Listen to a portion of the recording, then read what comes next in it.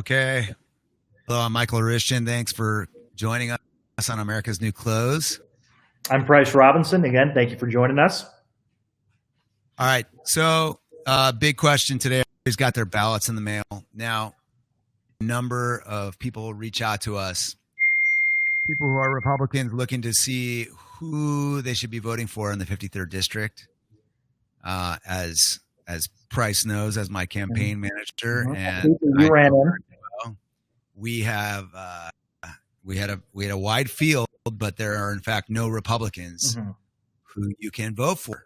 So there's no write-in space. You know that if you select neither Sarah Jacobs nor Georgette Gomez, you've had zero influence on the election, and nobody wants to do that. So the question for today's short little segment is, who should you vote for? And Price and I are going to explore that.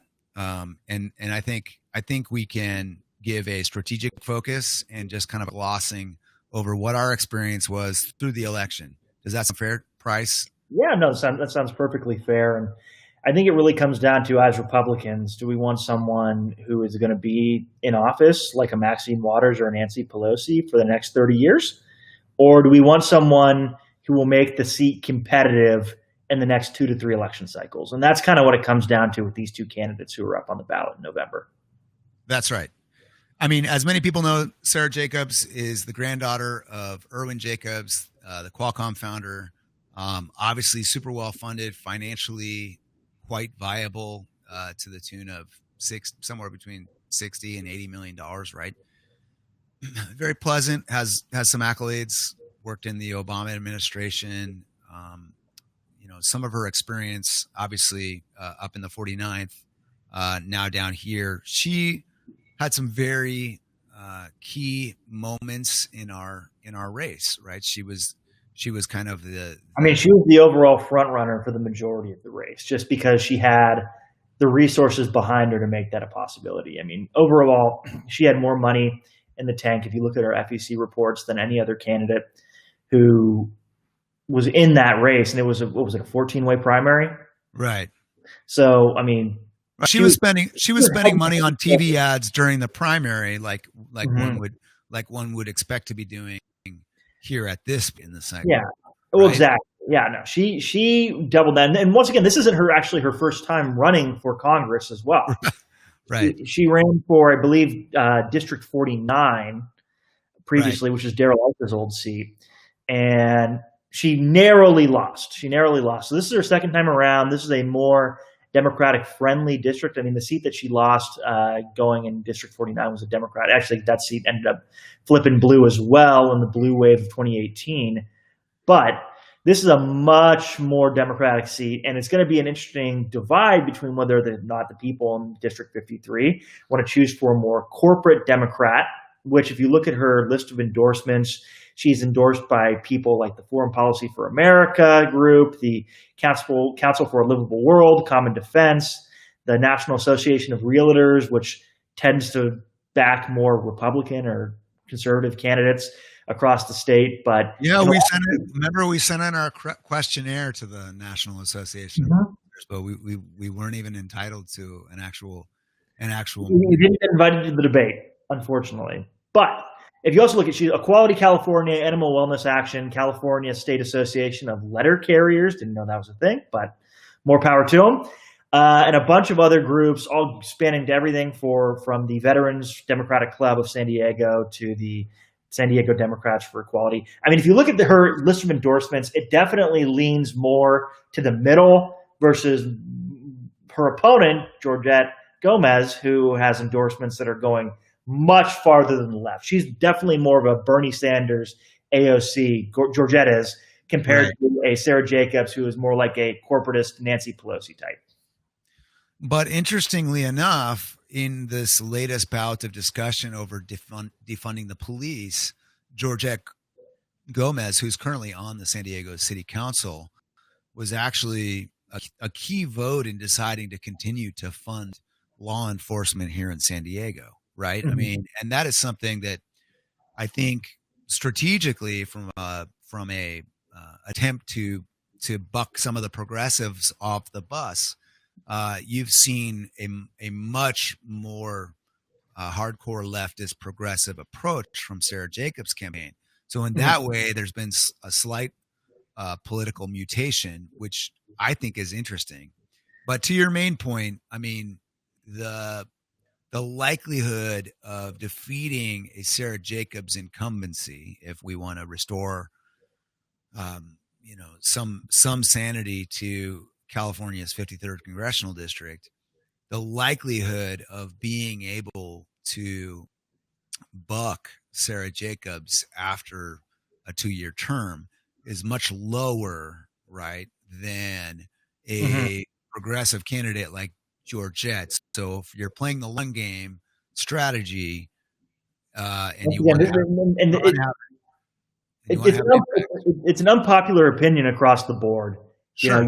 You don't want to be put in a situation, and this just comes down to California's jungle primary system, disenfranchising voters when it comes to giving them the ability to vote for a candidate on the ballot who actually represents the party that they are behind. I mean, it's absolutely ridiculous that there are tens of thousands, if not hundreds of thousands of people in the 53rd congressional district who can't actually support a candidate they want to support because California's primary system is so screwed up. Right. But no. We should recap, right? Georgette Gomez got the Democratic Party nomination.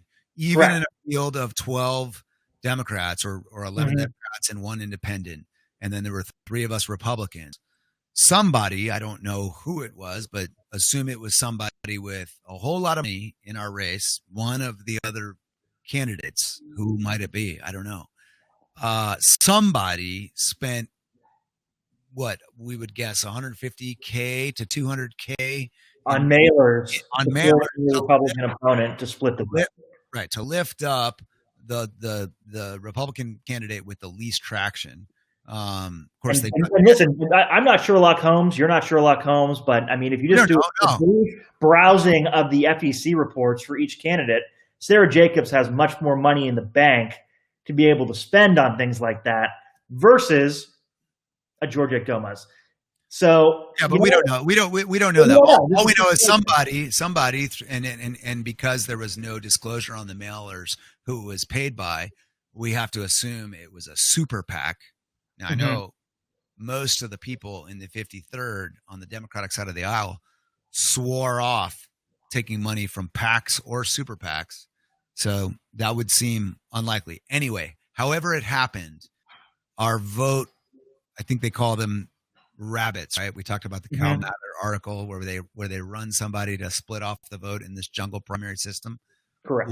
While the jungle primary exists, it unfortunately the Republican Party here in San Diego is not taking this strange set of rules to its advantage, because to its advantage, if it allocates all the resources and makes an endorsement of one person, then we actually have somebody on the ballot in November. If you say we're going to wait until the primary to see who prevails, and if somebody prevails, then we'll consider making an endorsement and getting involved from a fundraising alignment perspective, well, we never get to hit that result, right? Now, granted, it is a D plus 16 seat. It's unlikely to move towards a Republican, but still, there are 800,000 residents of California's 53rd congressional district who, if they are on the right side of the aisle or they lean right, they don't have a candidate to vote for. And so that's why we're having this discussion. So our theory, right, is that we in pushing for Georgette, we have potentially a 2-year play in those, and there are a number of Republicans who have strangely come out for Sarah Jacobs. In those cases, if we're pushing for Sarah Jacobs, we're looking like having another 10-year. Well, the reason they're pushing towards Sarah Jacobs is because they're in the short game. They think that, she's a corporatist Democrat. In a lot of cases, if you look at her endorsement, she seems more willing to play ball. If you look at her family background, they're more willing to play ball when it comes to compromising on a lot of issues. Oh, sure. Middle-of-the-road voters can get behind versus the radical agenda of Georgette Gomez. And I do find it interesting. One of the issues on Georgette Gomez's website for her quote unquote bold agenda is to preserve and develop affordable housing options in the San Diego area in her district, in District 53. And it's interesting that she says that, because there's actually things that she could be doing right now that would allow her to actually make that change happen immediately without her actually getting elected to a congressional seat. You mean from her position with from her city council. Yes, with the city council, and that's by reutilizing and rezoning swaths of underutilized industrial and commercial zones to residential zones, or turn them into mixed-use zones where you could have industrial outlets on the bottom with like a live workspace on top. And that's something the city council can do. They can go into rezoning, and they can go in and actually address the problem, versus if she was a member of Congress, she'll have less attachment to her district than she'll ever have, and that she ever had, versus her current position at the city council. Sure. So if she sees this video, just food for thought. If you want to actually make some positive change, that's an option. There's tons of underutilized commercial space, but it reminds me of we've been representing you for a quarter century plus, all of us, but we are going to fix things now because Donald Trump really screwed things up. Mm-hmm. Exactly. No.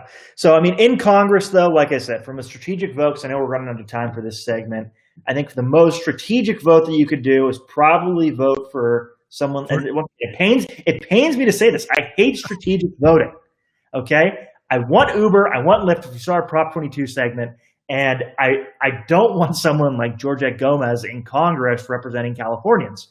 But in the short term, it has to be 2 years. Yes. In the short term, it'll be hard. In the long term, I think she'll be easier to get out of that seat, and we can run some viable candidates that help hopefully inspire voters to change course and just go towards some more Republican or conservative issues. It would be painful under a Bernie administration. It'll be tolerable under a Biden administration. It really won't matter to us, right? Do you want to let it fire in the butt and get them going? Make them angry under a Bernie administration. Do you want someone to tolerate the status quo? Let them suffer for 40 years under a Biden administration. That's kind of the logic. So okay. All right. Good thoughts. We'll see what kind of feedback we get from folks out there. Also, do not forget to give us your questions. We're going to be talking about a lot of this stuff. We got 20 more days to the election. A lot of this stuff to think about. There's already 20 million ballots cast across the nation. So we are in full swing, but with the number of inbounds we get saying, who do we vote for in the 53rd? Hope we cleared things up for you. And if you have alternative strategies to post, definitely send them to us. Love to hear them, and love to get you on the show to converse with us about it. Exactly. If you feel brave enough, come on board. We're happy to have you. All right. Rock and roll, guys. Good night to you. Good night.